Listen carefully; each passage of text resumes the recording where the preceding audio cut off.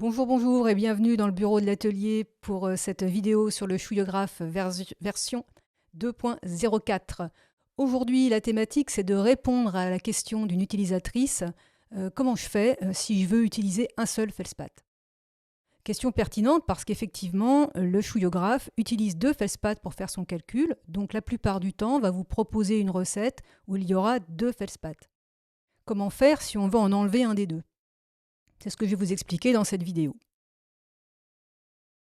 Pour commencer, je vais vous expliquer pourquoi j'utilise deux feldspaths. Sur un exemple, là j'ai rentré une formule et ici les matières premières, donc on reconnaît les deux feldspaths qui ont été sélectionnés. En dessous, on a le tableau d'analyse et donc là on voit les matières premières et la recette. Je vais enlever, voilà ça, donc on a la recette qui est ici et en dessous aussi la recette, donc on retrouve les deux feldspaths.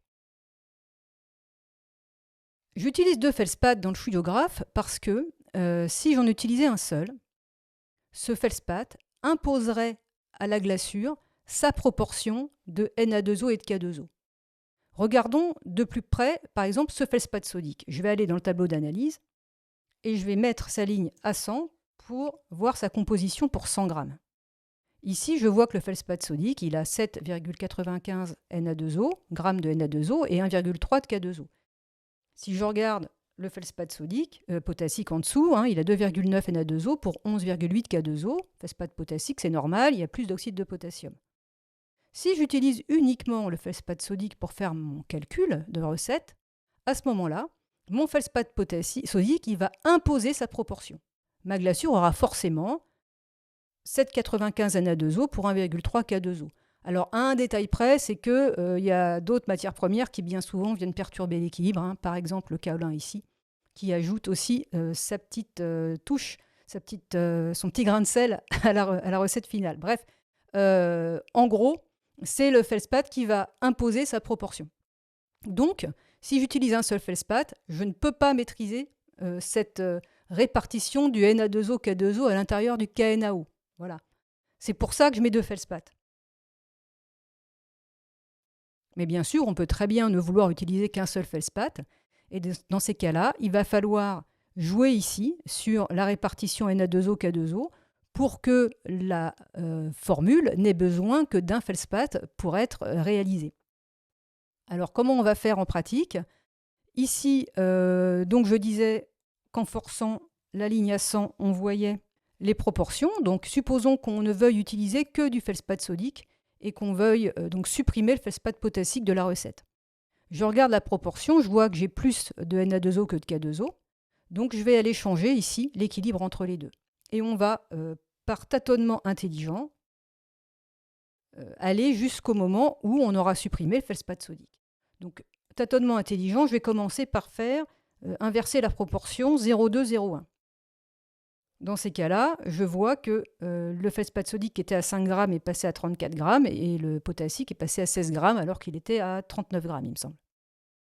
Donc ça va dans le bon sens, évidemment. On va pousser le bouchon plus loin, 0,3, 0. Là, on voit que j'ai été trop loin parce qu'il faudrait mettre moins 6,9 grammes de feldspath potassique pour réaliser la formule.